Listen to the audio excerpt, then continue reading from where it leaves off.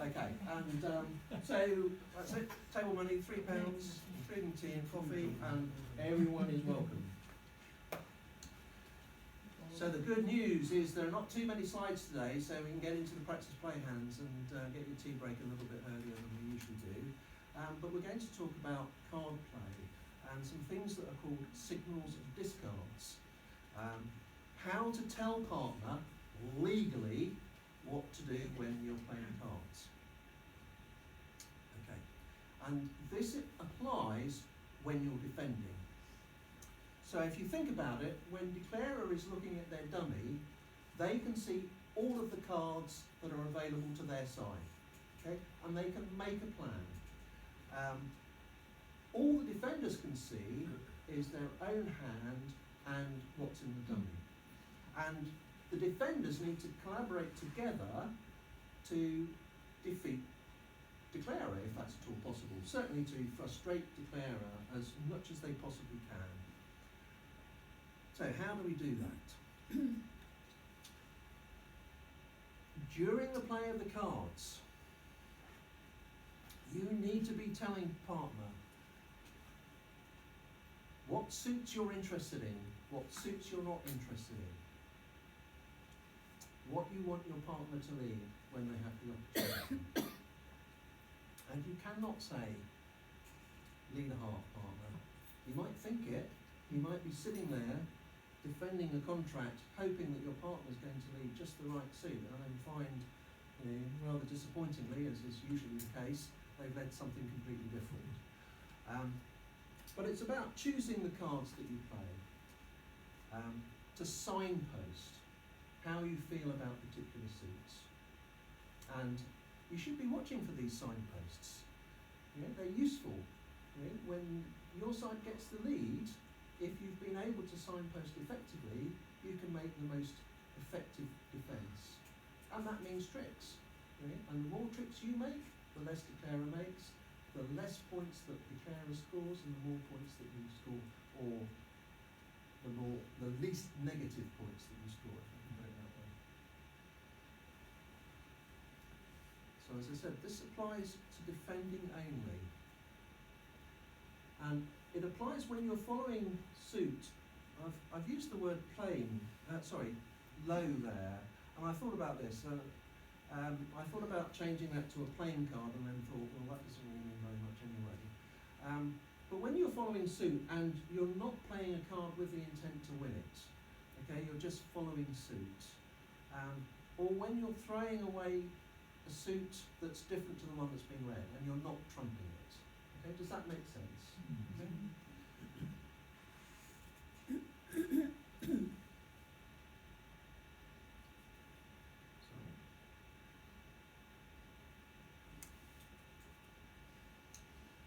So, when you're following suit, the card that you play, again, if you are not intending to win that trick, that's called a signal.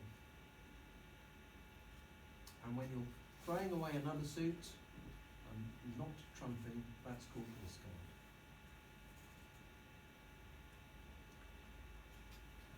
So there are lots and lots and lots of different methods of signalling. But the good news is I'm only going to mention one today, and that is English Standard, and that is called Standard Attitude.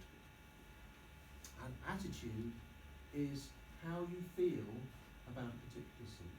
Okay? Jeremy goes into this in a little bit more detail than I'm going to today in the following course. But we'll just go through something fairly straightforward. So you're giving information legally while you're following suit.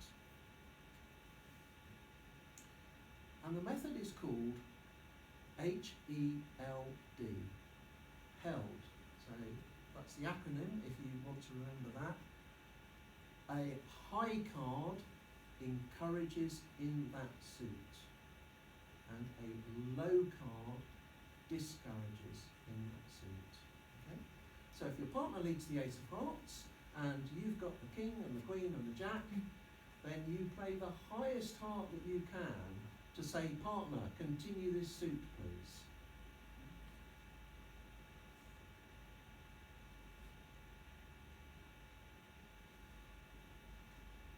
And for now, we'll just concentrate on partner's lead. There are other opportunities during the card play, but we won't go into those now. And it's only on the first time that a suit is sold. So, does that make sense, or am I talking Martian? Everyone happy with this? Well, you've got two cards. Fantastic question.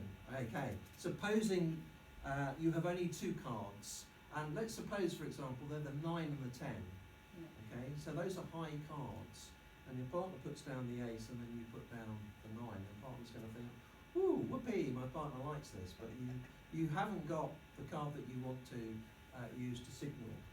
So your partner can see the 13 cards in their hand and the other cards in the dummy. And they've also known what declarer has bid during the auction. So they've got some idea of where the length of the distribution of the suits in declarer's hand. But it's not by any means obvious in many cases, so it's a fantastic insight. The difficulty with any of these signalling and discarding systems is that you may not necessarily have exactly the right card that you want to convey the message that you're trying to.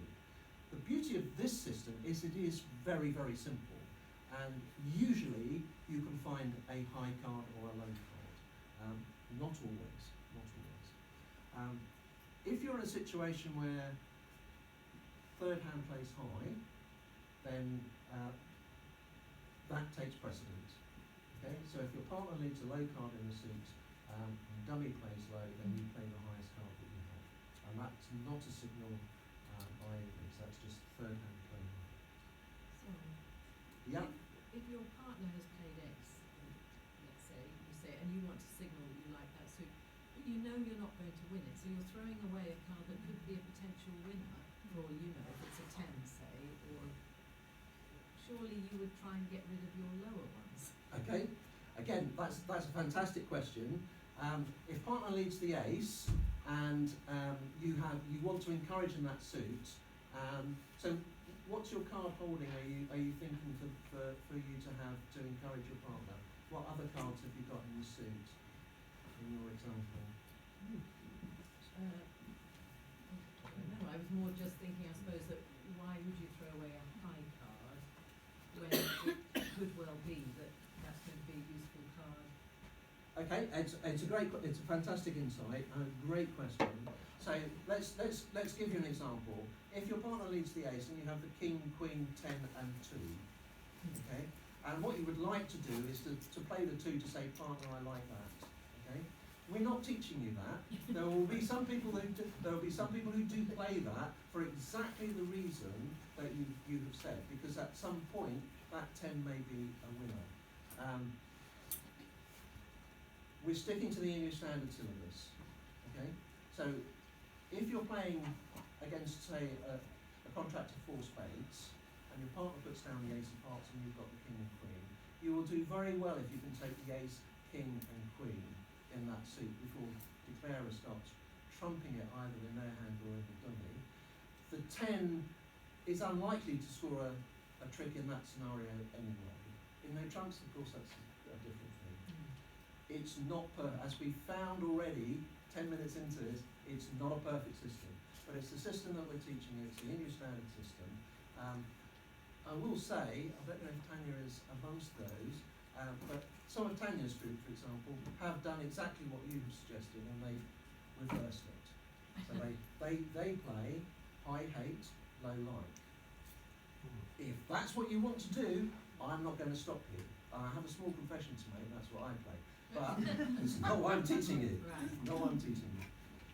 You are perfectly entitled to make your own judgments. And I have to say, I was really impressed. There's a small group, I think it's about half a dozen, who have definitely moved into that way of thinking. Presumably, the key thing is consistency. Absolutely. Thank you, Peter. It is, and it's about agreeing with your partner what method you're going to use. So if your playing for the first time with someone that you've never met before, and you put down the ace and they play the 2, it's a good idea to agree beforehand whether they're playing high hate, low like, or high encouraging, low discouraging. Yeah? So, thank you, Peter. Thank you. I hadn't really wanted to get into the high hate, low like. I did last time, and I thought I gave myself a little bit of a hole to dig myself into. Right, so what's a low card? 2, 3 and 4 generally. High cards are 7s and upwards. And as we've already discovered, it may not be obvious to partner whether the card that you're playing is a high card or a low card. But when they play the second or in that suit, you can work it out usually. So if partner plays the 5 of diamonds on the first time they play it, and then the next time they're signalling in the suit they're playing the 4, then you know that the 5 was the highest that they was a high card. And equally, if they play the 5 of diamonds on the first time of that suit, and the next time it's the 6, then the 5 was a low card. Okay, so you do have to watch. Yeah, I mean it's easy not to, but if you do not pay attention to the cards that your partner is playing, then you might miss a signal, and that might be crucial for the defence. Sometimes you have no right cards. Right, let's have a look at an example. Okay, this is your dummy. This is you, and your partner leads the Queen of Hearts. What do you know about your partner's lead? They like the jack. Well, they like them. It's the yeah. highest card Top from of the half, secret. right? Who's got the Jack of Hearts? Partner. Okay. Do you like the lead of the Queen of Hearts, seeing the King in dummy? You do. Okay. So, what card are you going to play on partner's queen if dummy plays small? Yeah, absolutely. Yeah. You like the lead. Dummy plays low. Partner will continue with the jack, and eventually you will capture dummy's king and hopefully make 4 tricks in that suit.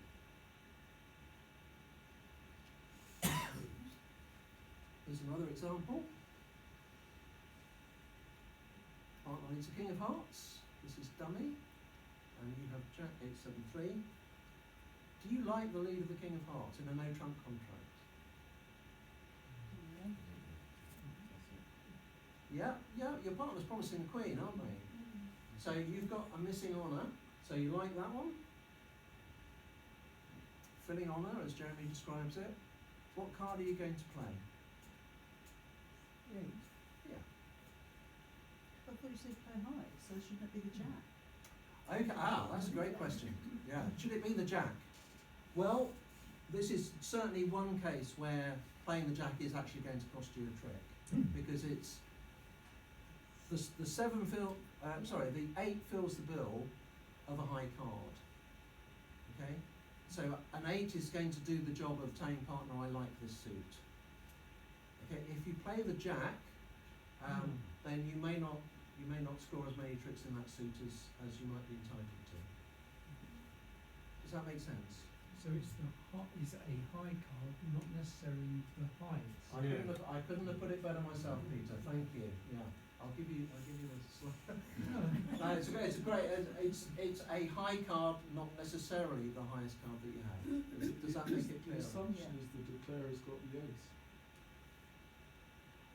Yeah. You know the declarer's got the end. Yeah. Ace is very good. Yeah. But you want to drive that ace out and then make all your tricks in the suit that you're entitled to. Okay, here's another one. What card are you going to play on partner's King of Hearts? Do you like it? Not particularly. Yeah. Yep. I've got no particular interest in this suit.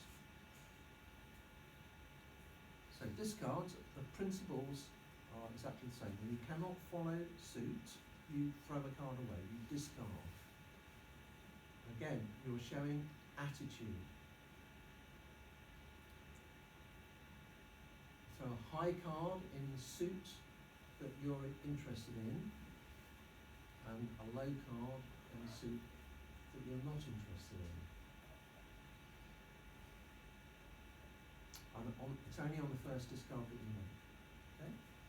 So again, it pays to be paying attention to the cards that your partner's playing, not just what the parents do.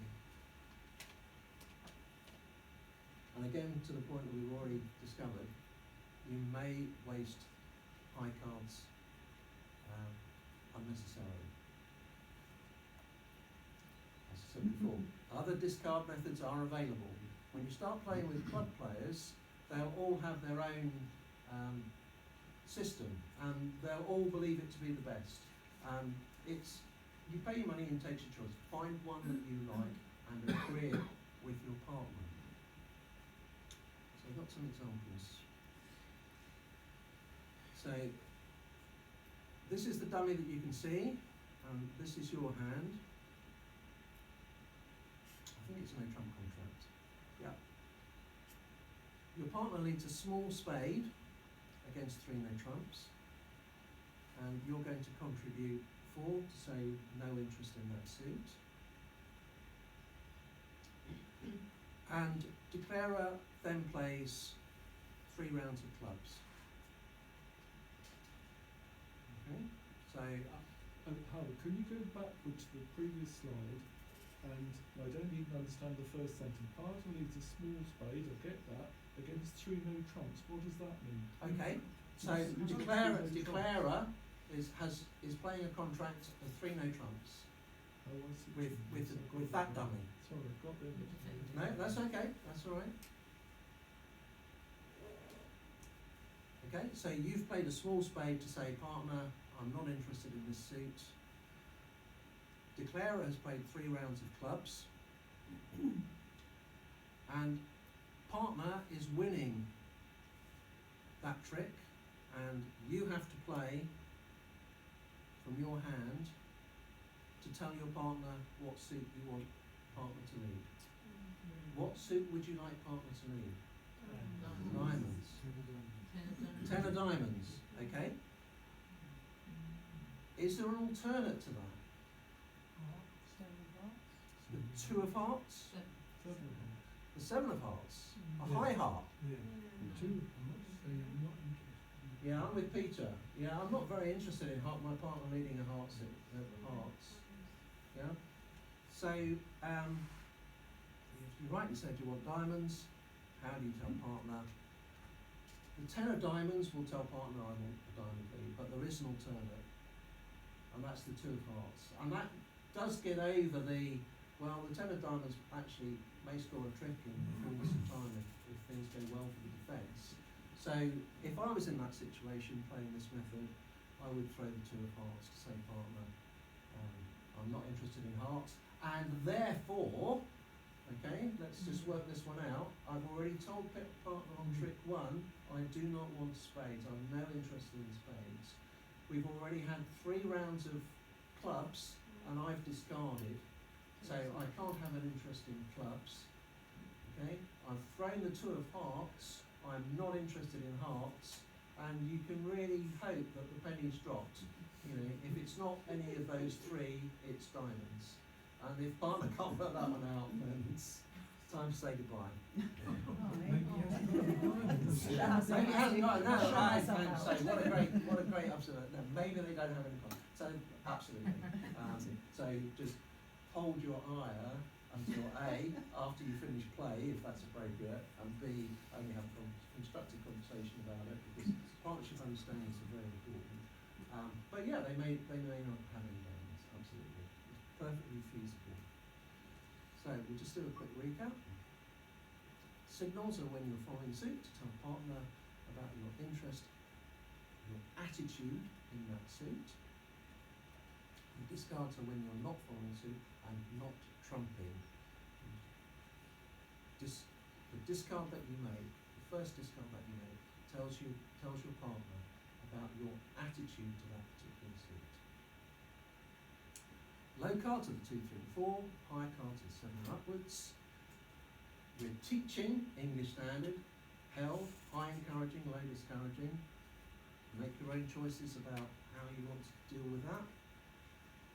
So there are actually many more high cards than there are low.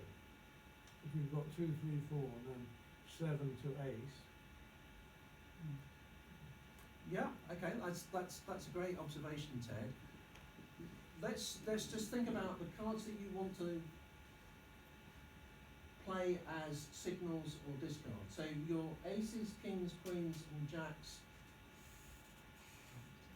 you're hoping to score tricks, yeah? So I would take them out of, but I personally, I wouldn't be looking at the maths and saying, oh, there's more cards in the 7 and up than the 6 and down, yeah? But, I mean, No, I see what you're saying. yeah, you would not necessarily throw a queen as a high card to encourage in that suit. If you It had would a be 7 and a unusual. I mean, 9, there are some advanced players that would allow that, but again, that's through partnership understanding and really when you develop your card play technique a little bit earlier than beginners. And I'm not meaning that in any disparaging way, but it is a little bit more advanced. Sorry, were you going to say something, Karen? No, I was just thinking about the 5e6. So if you only had a 5e6, what's that indicating to you?